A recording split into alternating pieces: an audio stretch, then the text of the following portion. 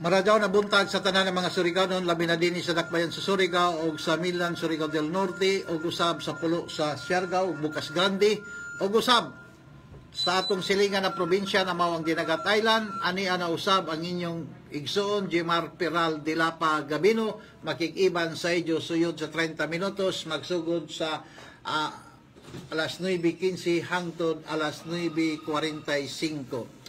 Mga kaigsunan, una sa tanan, ato i-greet sila Madam Bernadette Sison Barbers na mudagang pagka-representative sa Distrito 2 na asawa ni Congressman Is Barbers, Attorney Victor Flores Bernal na magpapili pag-usab isip board member, City Councilor Carl Casora na magpapili sa umaabot nga 2025 election, Attorney Tuti Catering na mudagang pagka-board member sa Distrito 2, o usab si Madam Lisa Laparan Monteros na mao'y kisaligan sa opisina ni Congressman Ace Barbers. Ako sa i-greet si Madam Bit Ilacion Perez. O usab ang first nominee ng Bunyog Party List na si Attorney Ricky Tomoturgo. Bunyog Party List. Di isa nato kalintang pag-greet na nato pinayangga na mga mayoris sa Manila, San Francisco, Mayor Bal Pinat, Claver Mayor Georgia Gokyanki, Mayor Chando Boniti, o Bakwag Mayor Daddy Moki Semedo, o usab ang dili nakapugnan na umaabot ng mga mayoris sa 2025 sa Manila, Mayor Silami Orquina Semedo,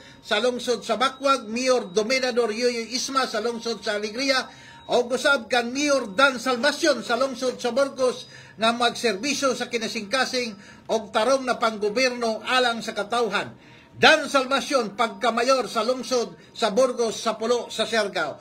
O kusab ang dili nakapungan na umaabot na board member sa 2025 na si Antonito Yayo Charcos ang mano mo, ang mano ko o ang mano sa mga Surigao nun. Yayo Charcos pagka board member. Na mga kaigsunan, ang mga panghitabo kuman sa ato nasod medyo nagkaguliyang ang ato mga politiko tungod lagi kay aduna may nagkandak ng hearing kabahin sa confidential fund. Labi na ang confidential fund ni Sara Duterte na maoy ato Vice President ng Republika ng Pilipinas. Na mga kaigsunan, o naman ini nato medyo kuan man, medyo dato may feedback nan, So, mga kaigsunan, kung ato tanawon mga kaigsunan ang mga panghitabo, bunga lamang ini siya sa pamulitika tungod kay waya sila magkasinabot. Kung unsaon man ininaya man sila magkasabot, so medyo problema kini sa ato nasod kay lagi ang presidente o ang vice president medyo ya mangadod magkasabot ang unity team na taglaom kuman bungkagan naman mga kaigsunan. Kay kagahapon lamang ang Committee on Good Government and Accountability nagkandak ng hearing in aid of legislation. Nakita dito na ang confidential fund bagang tagyano-yano ra sa paggamit mga kaigsunan. Sa gani, kung ato tanawon, dili gadon halos katuhuan ang mga staff sa Office of the Vice President kay bagan taghakot nila ang kwarta, waya may gani taglaong pa ang security sa maong kwarta, medyo delikado mga kaigsunan. Kinahanglan na nato mga public official kung mag-withdraw man gani ng kwarta, kinahanglan safety kay kung mabulyaso, ma-hijack doon kwarta, matulis during ng transit, delikado mga kaigsunan. Kay kwarta dyan sa katawhan, kinahanglan ang pingan dyan ng ato mga public official, sana ang paggasto ng confidential fund, dili kun acknowledgement receipt ra lamang, kay bagan ya may resibo, kaya mo'y mga 700 ka acknowledgement receipt, typewriter ang tagamit, wayay resibo, magpalit ng tambay, magpalit ng supply, wayay mga resibo, mga kaigsunan ang nahitabo. So, ini, sa mga mata, sa mga katauhan, medyo nakahatag ini ng question mark mga kaigsunan. O sa si Sara Duterte, no, dunay pamulong na medyo mayaot, kuman anato presidente no tubag na gadod. So kita na mga katawhan, maminaw kita, parikoy, maminaw kita kung unsay gisulti na ato presidente sa Pilipinas mga kaigsunan. So pamatian anay nato. Tira. Kuman ini nagtingtingog.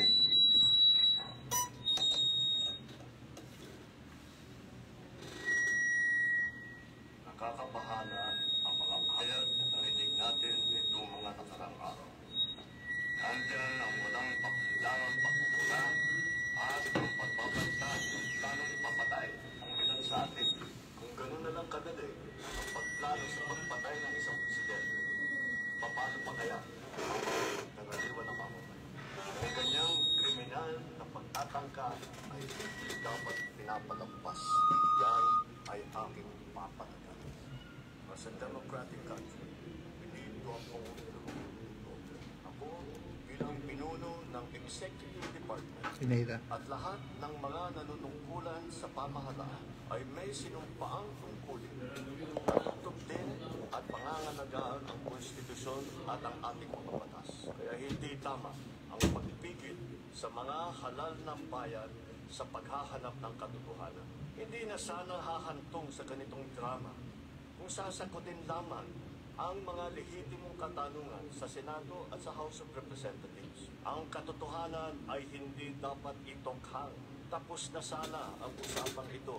Tuto pa rin lamang ang sinumpaang panata na bilang lingkod bayan ay magsabi ng totoo at hindi hahadlangan.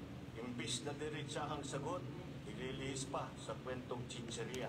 Hangad ko na matuldukan na itong mga pangyayaring ito sa parang matiwasay at magdadala sa atin sa katotohanan. 12 taon din ako nanungkulan sa magkaparehong kamara ng Kongreso.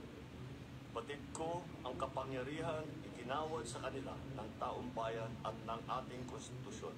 Dahil dito, ikinagalang ko ang kanilang gawain bilang isang independenteng sangay ng ating republika. Kahit ang buong executive branch, lahat ng mga ahensya ay hindi nakakaligtas at parating sumasailalim sa kanilang masusing pagsusulit. Bilang isang bansa, marami tayong mga paghamon na dapat harapin at mga suliraning dapat bigyan ng lunas. Sa kabila ng mga pambabatikos, nakatuon ang aking pansin sa pamamahala. Ngunit, hindi natin ikokompromiso ang rule of law. Kailangan manaig ang batas sa anumang sitwasyon, sino man ang tamaan. Kaya hindi ko hahayaan magtagumpay ang hangarin ng iba na hatake ang buong bansa sa burak ng politika. Galang natin ang proseso, tuparin natin ang batas, alalahanin natin ang mandato na pinagkatiwala sa atin ng milyon-milyon na Pilipino. Magtrabaho po tayo sa ikauunlad ng Republika ng Pilipinas at para matamo ang bagong. So, mo kadto ang mensahe na nato presidente ng Republika ng Pilipinas. So, kagana pabation na ni sa ka presidente arang ka kalma, musulti, formal gadod. Tapos matud pa niya ang katotohanan hindi dapat itukhang. Sakto man diyon. Kay kon sakto sabtana si Sara Duterte, na diin si jaman ang Vice President, ani jatana jaw tubagon ra. Pareho ba kan Trump?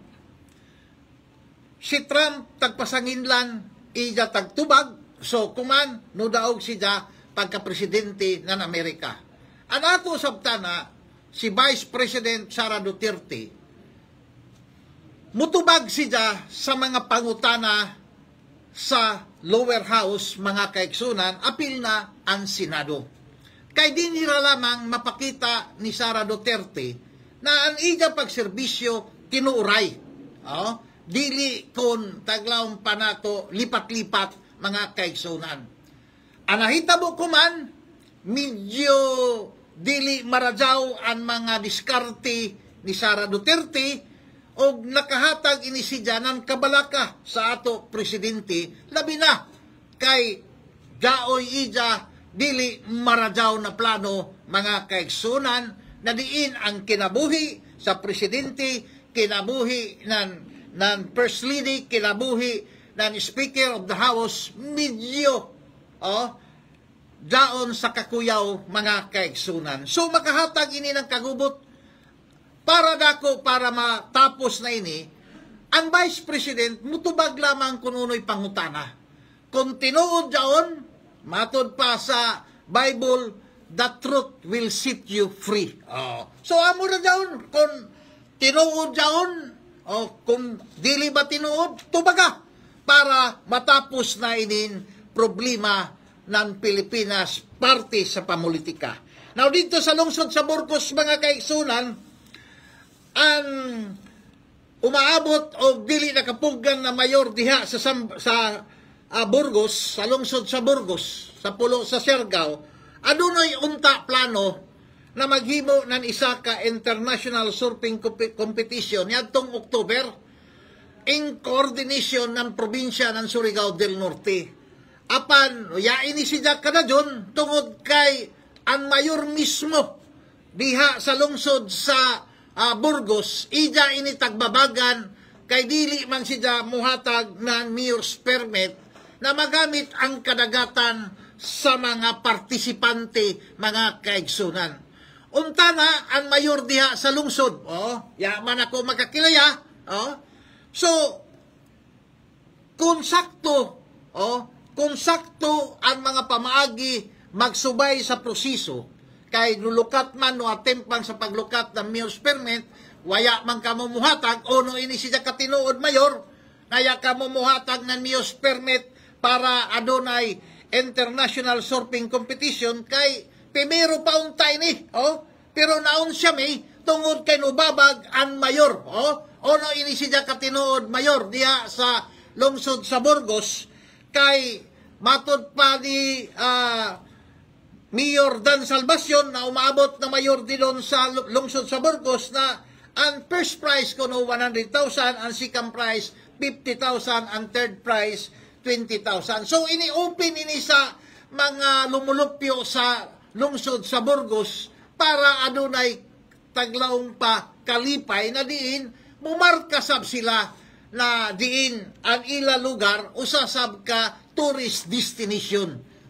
Kagana untay nila magsabot-sabot, kung bahala ka mo kung hai ka mo na political affiliation, ang importante, kung dato'y request sa Pikas Campo, hatag sab ka mo, total, makakwarta man ang lungsod ng Burgos, mga kaigsunan. Ato ini sa sunod palayuman, kaya panagadyon nato ka plaster ini mga kaigsunan, kung tinuod pa ini natagbabagan ng mayor sa lungsod sa Burgos.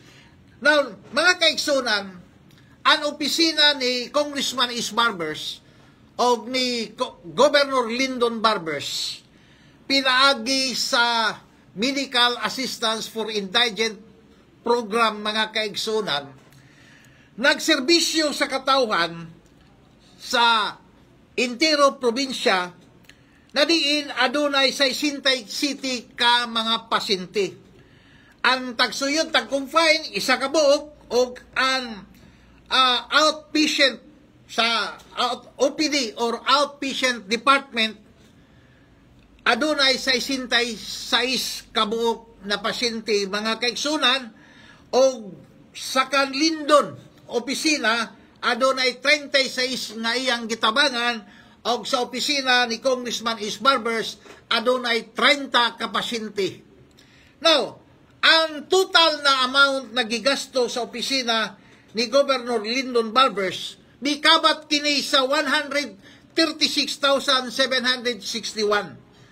O ang kan Congressman Is Barbers opisina, may gasto ng 51,135. So, total sumada, sa ila duha, nadiin adunay 67 ka mga pasyente, may gasto ang duha ka opisina, ang probinsya ng Surigao del Norte o ang opisina ni Congressman Is Barbers ng 187,896.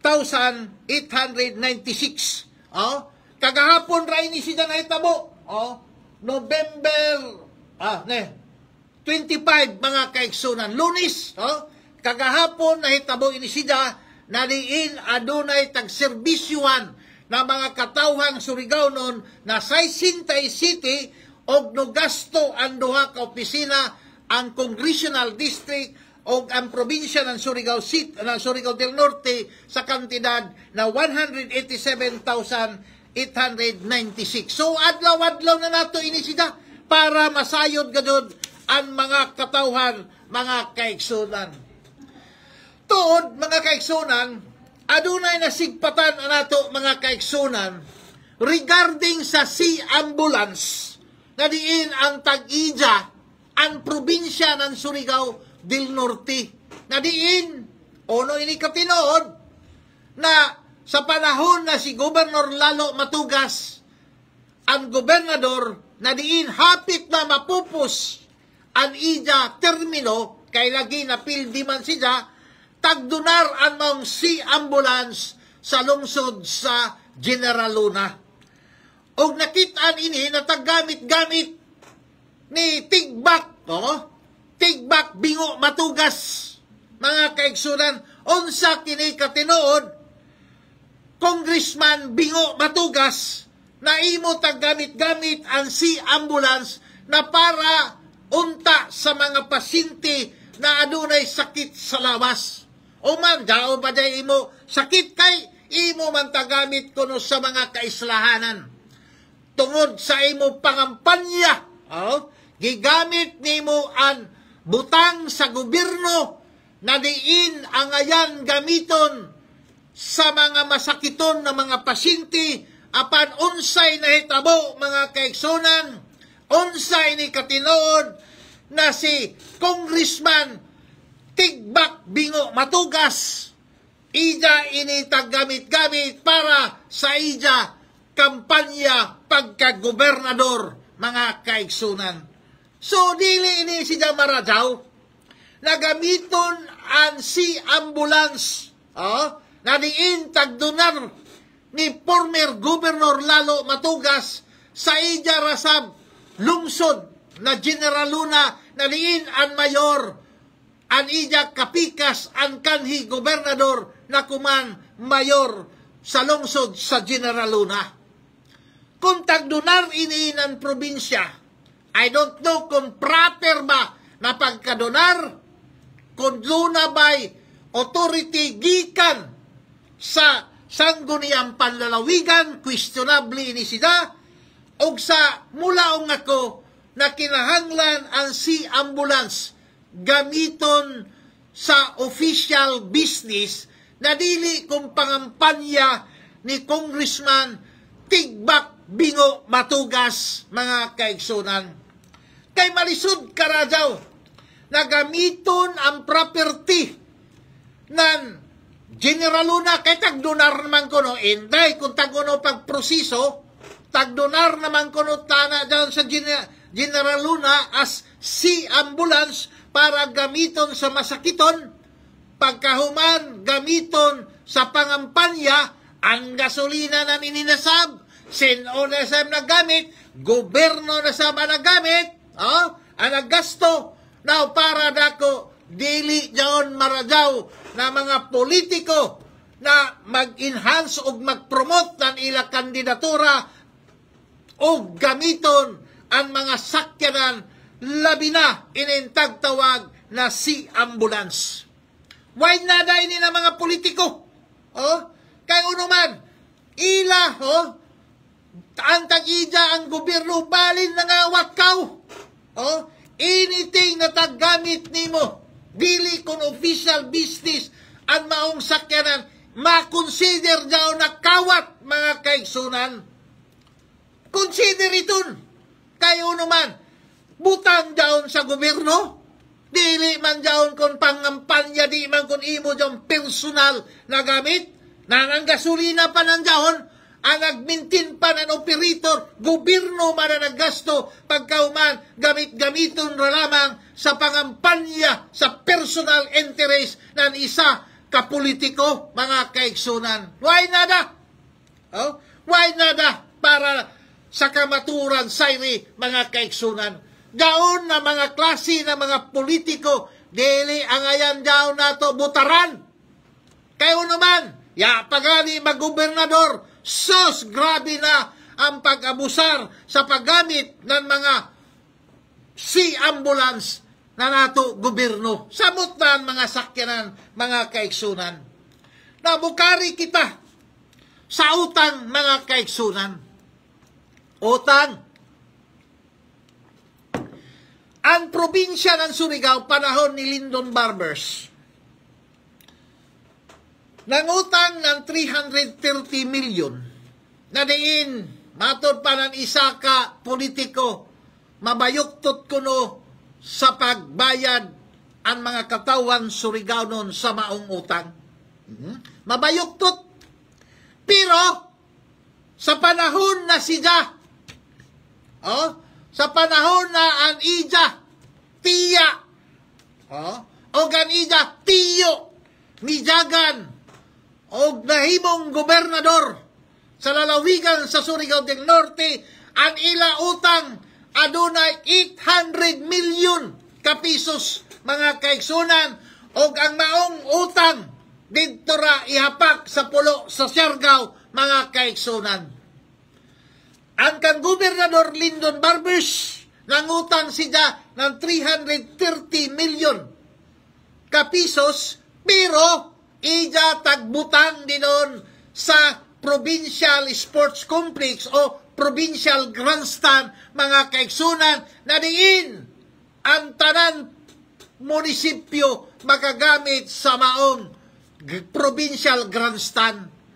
Pero ang tagapak na 800 million na tag-utang ng mga matugas, mga kaigsunan, taghapak ra dito paghimo ng grandstand sab sa lungsod sa Dapa na diin igo rahoy pa ng typhoon audit, wagsak na, mga kaigsunan, waya na may pusli, madaw gani ang convention center, convention baton, dako-dako na taglaong pa infrastructure projects na diin ang mga tao adto dito mag-meeting, tag-rehab ni Governor Lyndon Barbers, mga kaigsunan, ug sa nagamit na.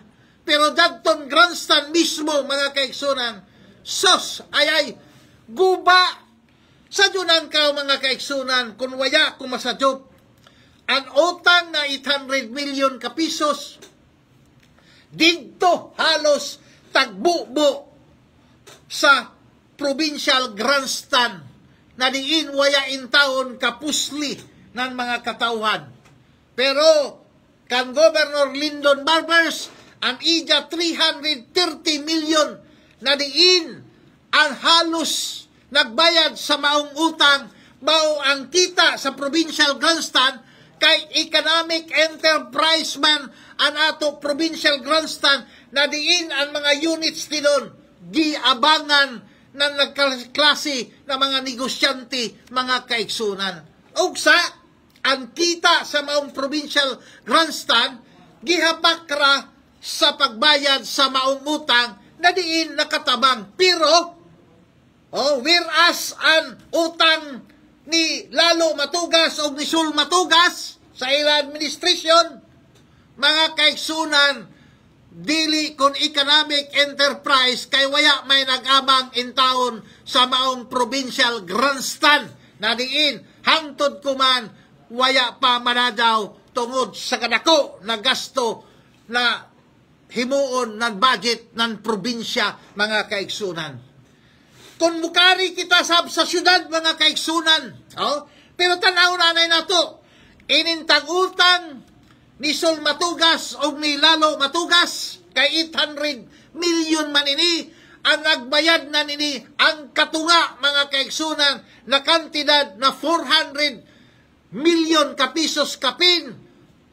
Ang nagbayad si Governor Lyndon Barbers pinaagi sa pundo ng probinsya ng Surigao del Norte. Amoy nagantos, mga kaigsunan, ang administrasyon ni Governor Lyndon Barbers ang nabayuktot sa pagbayad sa utang ng mga matugas, mga kaigsunan during ng ila administrasyon. Amo ini ang nakadiferensya. Kung mukari kita sa dakbayan sa Surigao, sinito'y matugas o ang iyang anak na nahimong mayor na si Istong Matugas ng utang ng 250 million kapisos para sa ekwipo na wayay halos gamit pagkatapos nagibo ng isa kadako na building na hangtod kuman nagtiwangwang ra dinon sa City Hall, mga kaigsunan, tungod kay adunay gipikto sumaya sa ako na bawan unsa ini katinood adunay structural defect sa junang kaw ang maong building kantidad sa 75 million kapisos na duha na lamang katuig waya gadud kagamit, mga kaigsunan, nagtiwangwang radyaon pagkatapos ang mga Surigao amoy nagbayad sa mga utang kantidad sa 75 million kapisos. Amo rasab gyapon sa ekwipo na tag-utang. Way halos gamit, mga kaigsunan, kayo naman ang mga proyekto ng dakbayan sa Surigao. Igo raman inisidya, ibiding, mga kaigsunan, na diin ang mga kontraktor amo na ay maghanap ng mga ekwipo, mga kaigsunan. So why na daan nila programa? Kung gani, kung imo tanawon, mga kaigsunan, kagahapon, ako tagtanaw, 12 naman katuig ang administrasyon ni Nitoy Matugas, apil na ang kanistong na tuyo katuig. Uno may ila na himo na mga proyekto na sarang ila ipasigarbo sa katawang Surigao nun, mga kaigsunan. Bisan gani multipurpose building, hala. Pag-mention ka mo kung daw may multipurpose building na nahimo din ni sa dakbayan sa Surigao. Pila na kabuok kung daon man gani, mga kaigsunan. Kay ang mga multipurpose building dinhi kung waya ko masadop ang nakahimo ra panahon sa administrasyon ni Manong Guding Siring, panahon ni Mayor Pons Kasura, o panahon ni Paul Dumlao o ni Congressman Is Barbers, mga kaigsunan. Ubay-ubay, o karon anaasab kang Governor Lyndon Barbers na mga multipurpose na tagtukod dinhi sa dakbayan sa Surigao. Amoy jay tinuod. Hala, pagsulti ka mo, kung dyaw ba inyong proyekto na madyaw-dyaw dinhi sa kahanginan na multipurpose building na tagtukod dinhi sa dakbayan sa Surigao. Mangutana kita sa Pikas Campo, kay magan kung mag-istorya sila, grabe kamo kanila proyekto. Pero kung ato tanawon, ang tag-atupad nila, ang tupad, mga kaigsunan. Amoy ilatagkuhan, daw na proyekto daw sa national government, pinaagi sa DOL, o ang AX, kung uno rakan ang akap, pinaagi sa ato DSWD, na diin, national program daw ng Pilipinas. Dili ang ngayon dyan ipasigarbo, ang ato dini, mga kaigsunan, kung mayor ka, ono may imo na himo, na mga karadyawan, especially ang 20% development fund ng dakbayan sa Surigao, ono may imo na proyekto, dili kon gaisano, sas, gaisano amoy tag, uno pa ito na mga tindahan, amoy tag angkon, pribado man iton. Kung dyao'y syudad, mukha na ganyan ang mga investor, kaya nato syudad, dili nato ilalis, nagka-asinso na gadod, mga kaigsunan.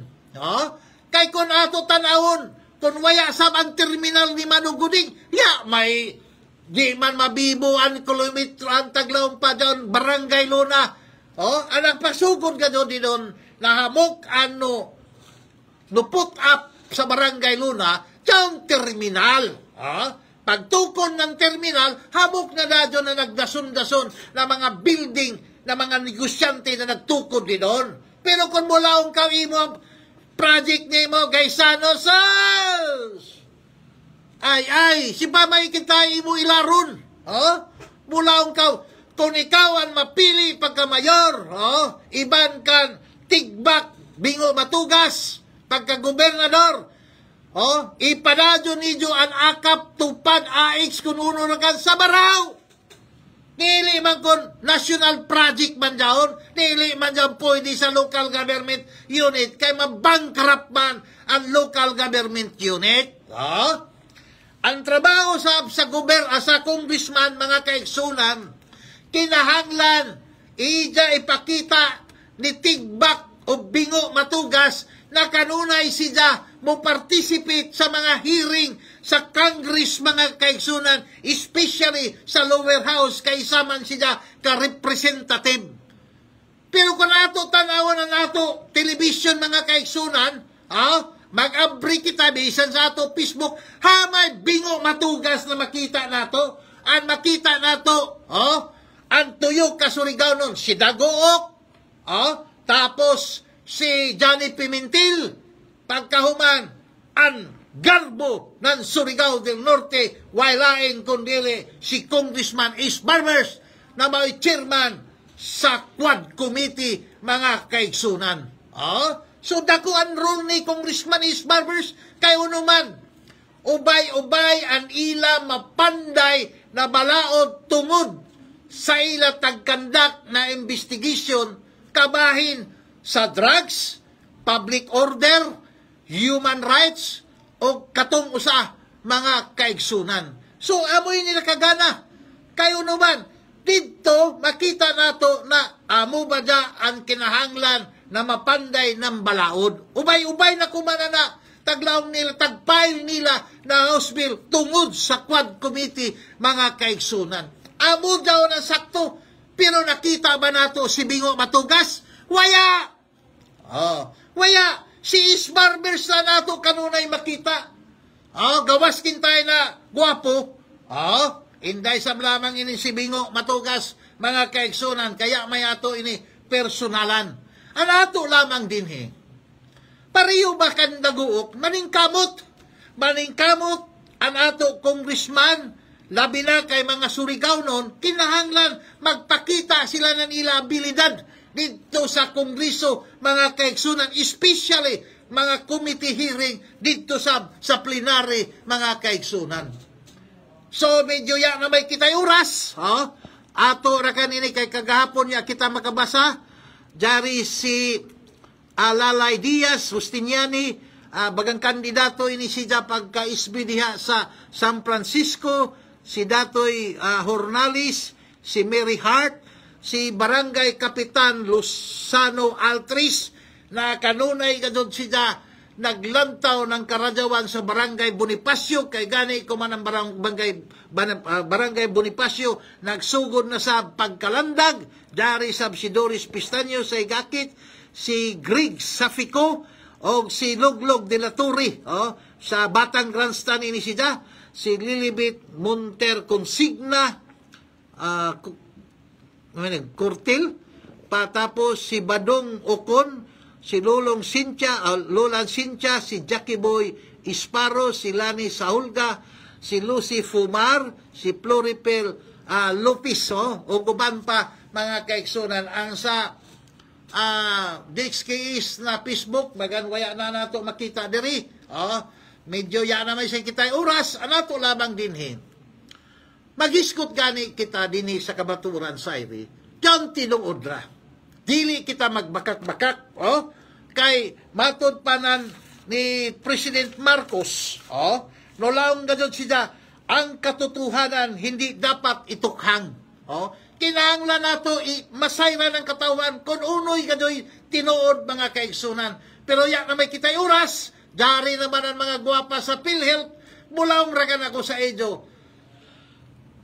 Mga kaigsunan, maradyaw na buntag di Johorot, kini si Jimar Peral Dilapa Gabino. Salamat, God bless Surigao.